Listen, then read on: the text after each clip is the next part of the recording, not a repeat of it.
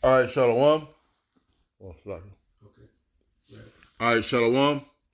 For the first, we give all praise, glory, and honor to Yahweh, Ba'ashem, Yahushai, Ba'ashem, Rakakadash. Double honor to the apostles and elder great millstone and to all doctrine across the globe.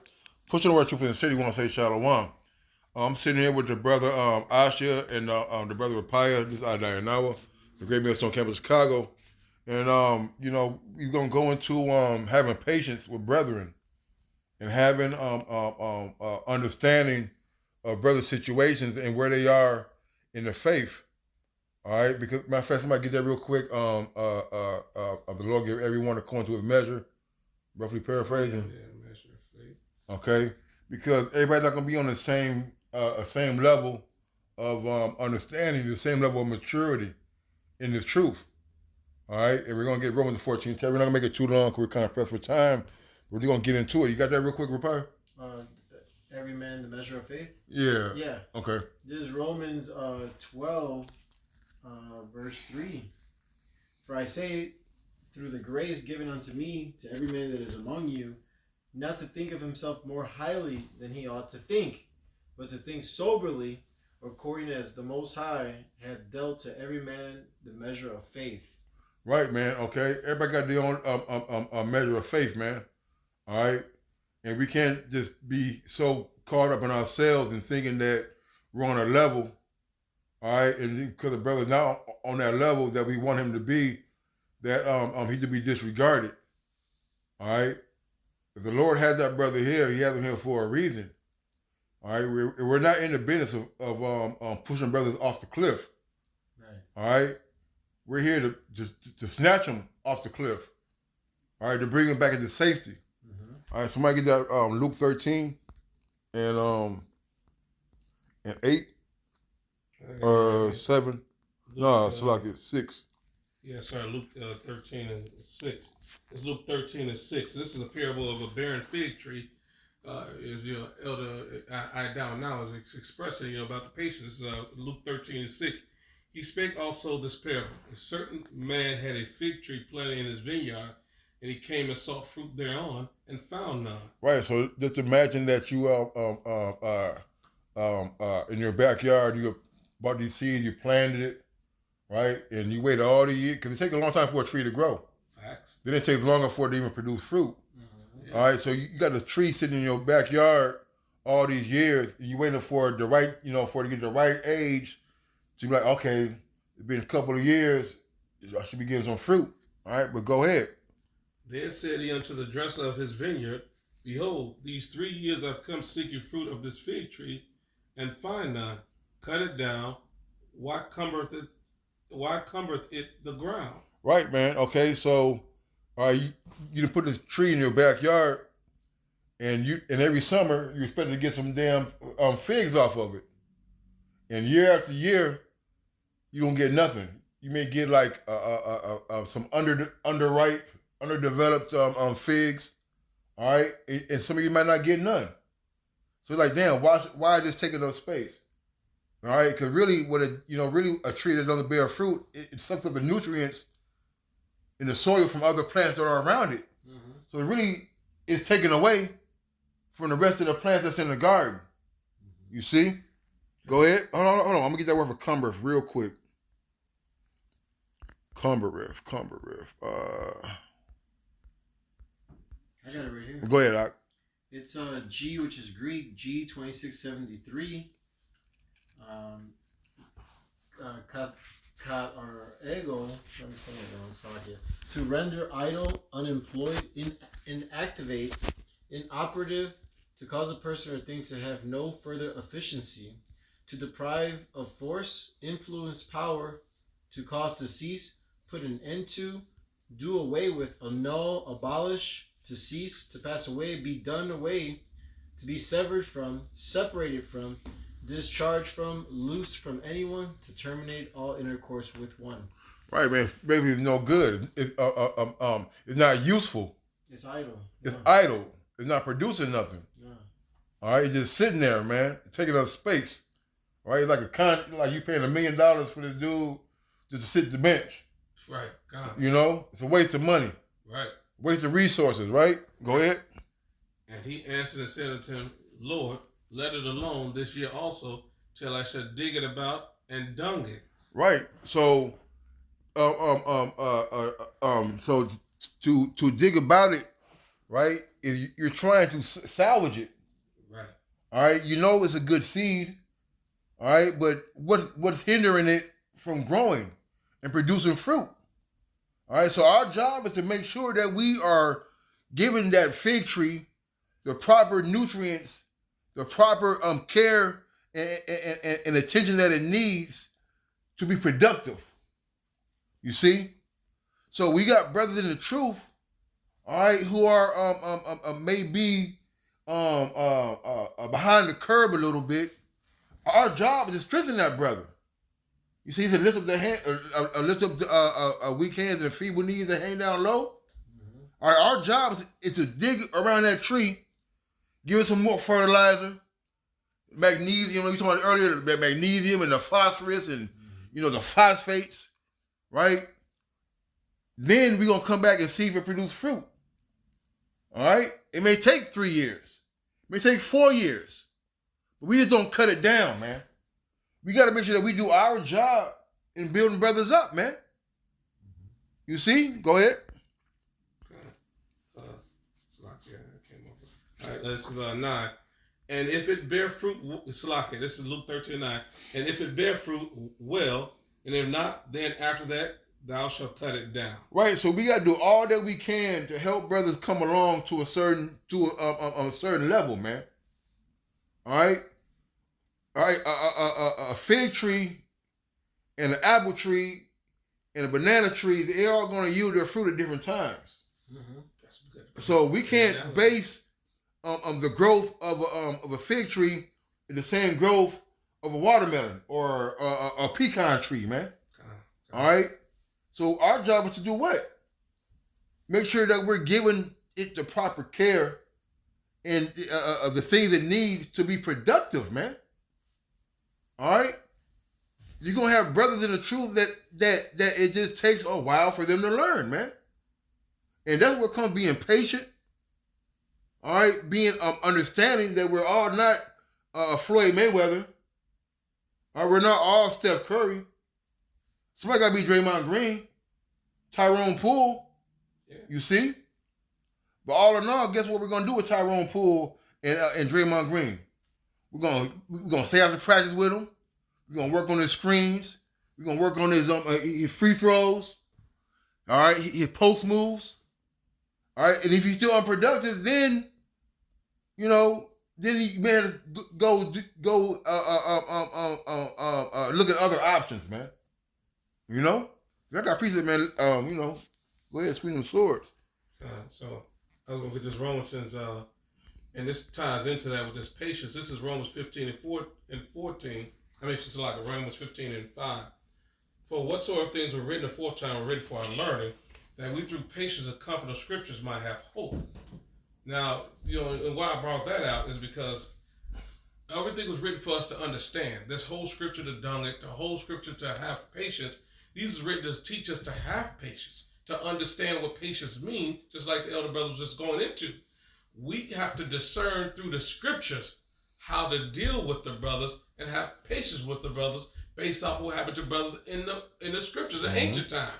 Like the brother just said, every tree doesn't grow according to your time frame. Even if you plant the tree, you still, like you said, you got to water it and figure out what's adversely affecting it. Mm-hmm. What's the obstacle? You know what I mean? Because everything is different.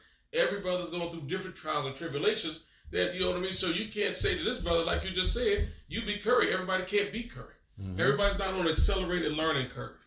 That's the bottom line. But without these scriptures, we can't discern through the spirit. So we have to look at the stuff written before time to see how to handle them. And that's a perfect illustration of how to deal with brothers. You know what I mean? The scriptures teach us this. So if we're not studying these scriptures to realize that we have to have patience and give them, give it another season, then we're doing ourselves a disservice in dealing with the brothers. Mm-hmm. Right, you can't be hasty, man.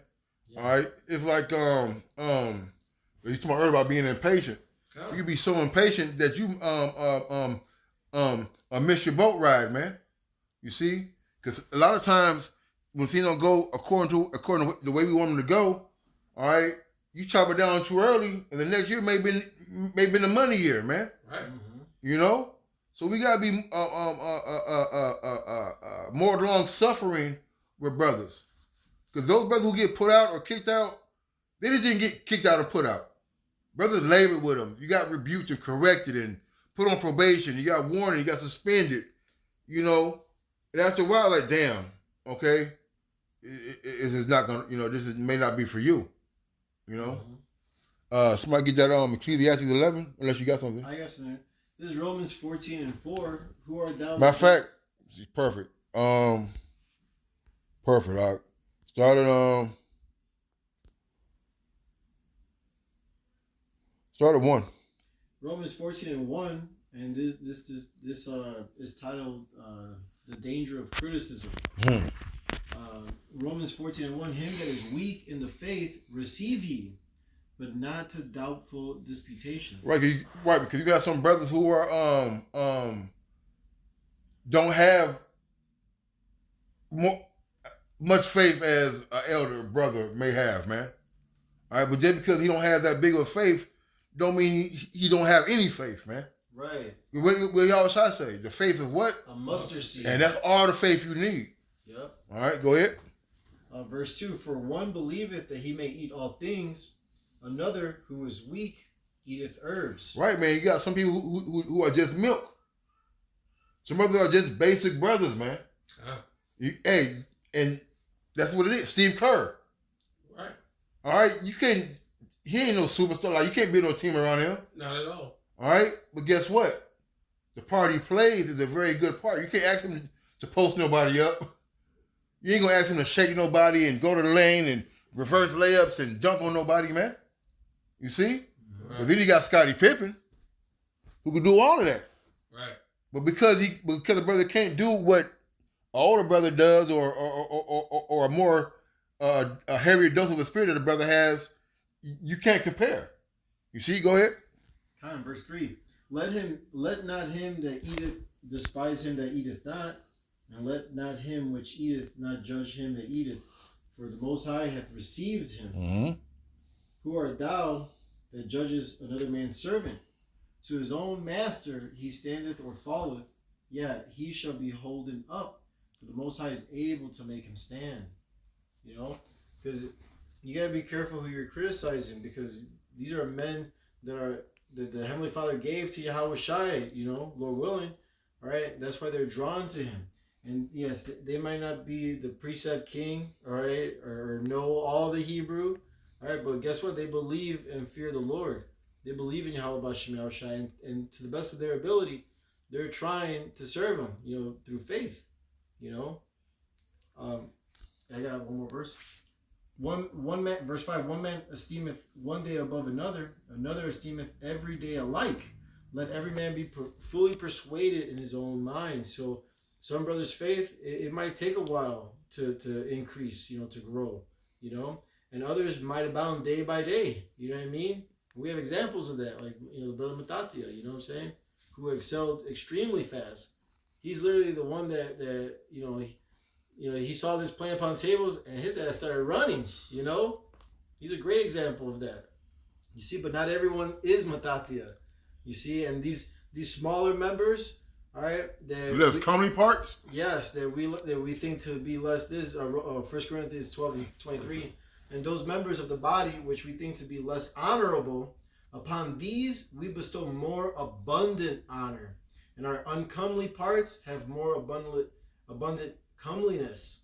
For our comely parts have no need, but the Most High hath tempered the body together, having given more abundant honor to that part which lacked.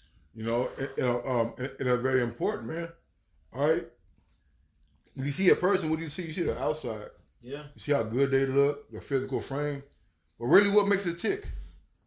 Your blood flowing on the inside, the capillaries, the arteries, the veins, you know, the heart. You know, it's the inside. The thing that people don't see is really what makes the body work, man. You see? So we got to understand those things, man. The things that you see is just the external. But really what makes us tick is what? The functioning of the innards, man. You see? And that's the way we got to look at brothers, man. All right, just because a brother is not on the front line and, doing 8 lessons a day, because he ain't going to 5 camps and 12 classes a week, does not mean the brother not dealing. Yeah. And sometimes we got to look past brothers' shortcomings and think about ourselves, man. Mm-hmm. You see? Just because you're a camp head or you might be an elder brother who, may have a little more faith and a little more understanding, all right, that don't mean a brother who can't eat the meat, all right, is not worthy to sit at your table, man. Right. We still have superfluity in us, even at this moment, that we're trying to get rid of. That's right.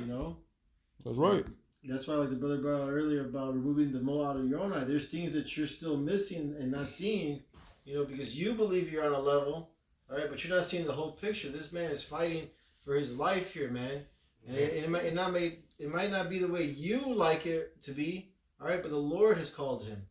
So you do everything, you exhaust every avenue to make sure this guy can make it, you know what I mean? And then if not, then the Lord will take him out, you know what I'm saying? That's right. He said because to his own master, he's standing for faultless, man. Right. All right? And we ain't the Lord. Because like the Elder Benny said, man, when you kick somebody out, you're basically giving them over to Satan, man. Giving them over to death. All right? Is that what you really want to do to a brother? I don't care how you feel about that, brother. The Lord got him here for a reason, man. That's why they say you're going to be very surprised who's on those chairs that day. That's right, man.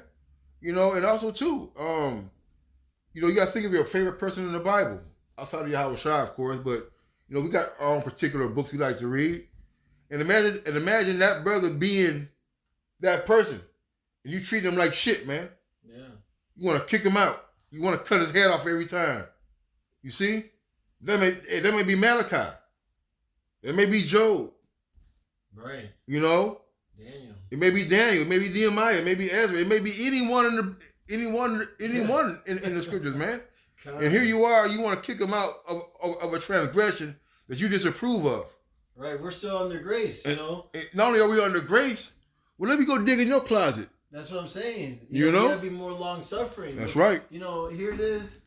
If judgment was executed speedily, we would have all been put to death. You know what I'm saying? It's going to say, if the Lord mark of iniquities, who shall stand, man? Exactly. Right. That's the point. Right. I had that Galatians when you talk about that long suffering. We're going to close out to it in a little bit because brother got to get to work. Yeah, so I was going to Galatians like your brother saying. This is the spirit that we're in now that we're supposed to be in, Galatians 5:22. But the fruit of spirit is love, joy, peace, long suffering, gentleness, kindness, and faith. Meekness, temperance, against such there is no law. Mm-hmm. And they that are Yahweh Shai Hamashiach have crucified the flesh with affection and lust. If we live in the spirit, let us also walk in the spirit. Let us not be desirous of vainglory, provoking one another, envying one another. So that's it right now. You know what I mean? We're modeling ourselves after Yahweh Shai. Does that not mean you be stern with the brothers? Of course not. You have to be stern. You have to be a disciplinarian. But at the end of the day, you have to be an example of what they're. You got to be a leader, and they follow your lead. And the scriptures also say, "Judge not, lest you be judged." The same meat you judge somebody, you're gonna be measured by. So you have to understand that as well. When you're dealing with brothers, you know what I mean? Like you said, this is what we are. This is who we are. Our job is to be the examples that Yahweh Shai would want us to be, and follow Yahweh Shai. Always look for mercy first, and then everything else will flow. These are not your men. Somebody get it. Sirach 11. Yeah. 11 and 11. This is Ecclesiasticus chapter 11, also known as Sirach chapter 11, verse 11. There is one that laboreth and taketh pains and maketh haste, and is so much the more behind. Right, man. And I can equate that to me in math. I was terrible at math. I had a tutor. I stayed after class. My mom ordered me books. Paid good money. She paid $20 a session back in the 80s, man. That was good money for a tutor, man. Right. But guess what? I still got D's and F's. You see? Right. So you're going to have brothers who are going to work hard. All right? They're going to labor. All right? But they're still going to be a little behind at times. Go ahead. Verse 12, again, there's another that is slow and hath need of help, wanting ability, and full of poverty. Yet the eye of the Lord looked upon him for good, and set him up from his low estate, and lifted up his head from misery, so that many that saw it marveled at him. Right, man. So you're gonna have brothers who are lacking ability, man. All right, but our job is to what? Send them to training camp, give them a coach, a specialist coach. All right, get him help. All right, so he can come on a level, man. All right, and guess what? All right, that same brother who lacking ability, the Lord is looking upon that man. Shalom, that's about the time. All right, the Lord looking upon that man, man. All right, back in that Romans 14. All right, to his own master he stand or falleth, man. Right. All right, and that same brother could be ahead of a camp down the road. You see? But it come from what? Us laboring, dunging it, being patient with the tree. Mm-hmm. So what? So we can eat the fruit thereof, man, later on, man. Right. But if you cut it down, you guaranteed not to get nothing. Yeah, you don't even try. You know? Yeah. You know, so we rather help the tree grow and produce so we can all be benefactors and partakers of the reward of our labor, man. And if there isn't any, at least we tried. We can say we tried, man, to the best of our ability. Hey, can nobody in the truth that got put out or kicked out, can none of them ever say that we didn't help them or that we didn't try? Yeah. And that we wasn't merciful, you know? So that was it. Go ahead. And with that, we hope this lesson was edifying and exhorting. Again, we want to give all praises, honor, and glory to Yahweh, Ba'ashem, Yahushai, Ba'ashem, Rakakwadash. Homage to the apostles and others of Great Millstone who rule one who taught us his truth, and salutations to all the Akim pushing this word in truth and in sincerity with charity. Shalom. Wa ababa. Yeah, I had a